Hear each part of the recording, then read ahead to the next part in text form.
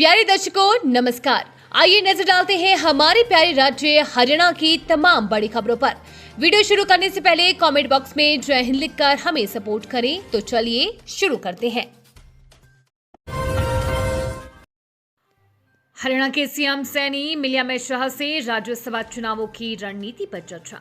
हरियाणा के मुख्यमंत्री नायब सिंह सैनी ने केंद्रीय गृह एवं सहकारिता मंत्री अमित शाह से दिल्ली में मुलाकात की। चर्चा है कि हरियाणा में 16 मार्च को होने वाली राज्यसभा चुनावों के मद्देनजर ये मुलाकात काफी महत्वपूर्ण मानी जा रही है। हरियाणा में राज्यसभा की 2 सीटें रिक्त हो रही है। भाजपा व कांग्रेस के विधायकों के गणित के आधार पर एक सीट भाजपा व एक सीट कांग्रेस की झोली में जाने की प्रबल राजनीतिक संभावना है। अतीत में भी भाजपा 10 वर्षों में कांग्रेस के विधायकों के गणित को फेल करके गेंद अपने पाले में ला चुकी है।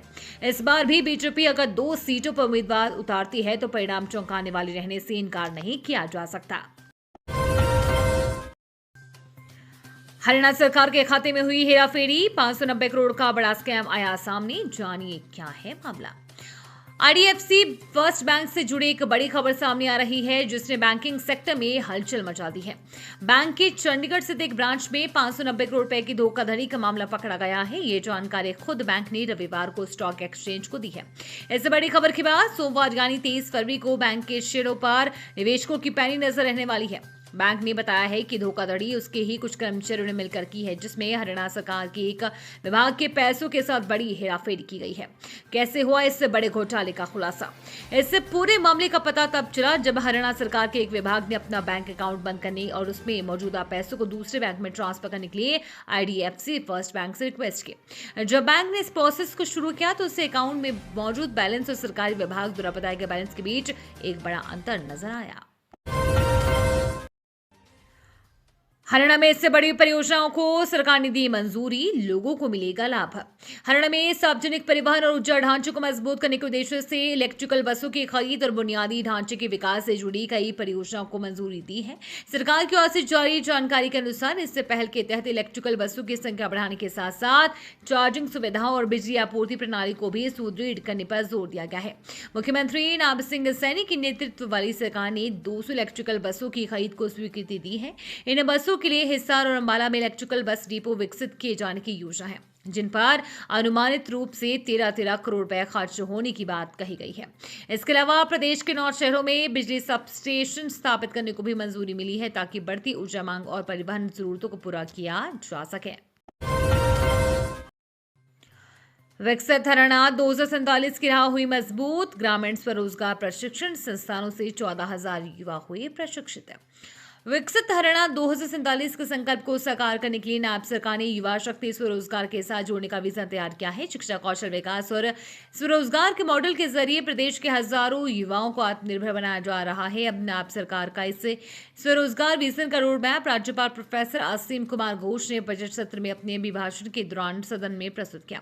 नायब सरकार ने विकसित हरियाणा 2047 मिशन के आधार को मजबूत करने के लिए युवाओं को हुनरमंद बनाने की दिशा में कदम बढ़ाते हुए दीनदयाल उपाध्याय ग्रामीण कौशल योजना की शुरुआत की है। हरियाणा के छात्रों को झटका। ब्रिटेन के कई विश्वविद्यालयों ने दाखिले पर लगाई रोक। जाने क्या है वजह। यूनाइटेड किंगडम के कुछ विश्वविद्यालयों ने हरियाणा और पंजाब के 2 छात्रों के आवेदन अस्वीकार पर अस्थायी रोक लगा दी है। यूनिवर्सिटी कॉलेज बर्मिंघम की ओर से वहां सरकार के नए दिशा निर्देशों के हर बारे में हरियाणा व पंजाब के विभागों को इस बारे में सचेत किया गया है।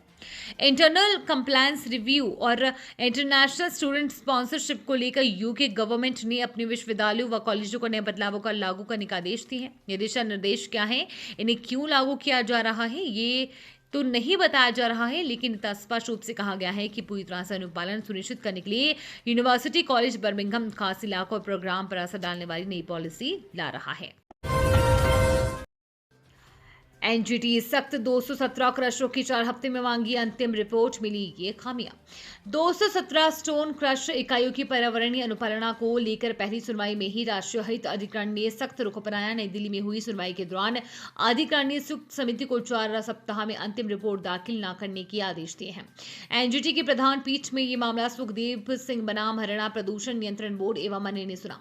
पीठ की अध्यक्षता न्यायमूर्ति प्रकाश श्रीवास्तव ने की। सदस्य डॉक्टर अफरोज अहमद मौजूद रहे। हैं। मामला यमुनानगर में स्टोन क्रशर इकाई द्वारा पर्यावरणीय और साइंटिफिक मानकों के पालन से जुड़ा है। रिपोर्ट में बताया गया है कि 40 इकाइयां मौके पर नहीं मिली, जबकि 50 को हरियाणा राज्य प्रदूषण नियंत्रण बोर्ड ने बंद किया है।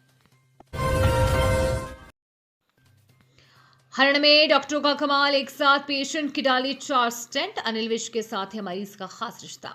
अम्बाला कैंट में बना हरियाणा के कैबिनेट मंत्री अनिल विज के ड्रीम प्रोडक्ट आधुनिक सुविधाओं से भरा नागरिक अस्पताल अम्बाला कैंट अपने अच्छे इलाज और नई नई सर्जरी के लिए जाना जाता है। वहीं अम्बाला कैंट के नागरिक अस्पताल में बना हार्ट सेंटर ने एक और बड़ा कमाल कर दिखाया है, जहां एक साथ एक पेशेंट के 4 स्टेंट डाले गए हैं। ये पेशेंट खुद हरियाणा के कैबिनेट मंत्री अनिल विज ने भाई यानी राजेंद्र विज है।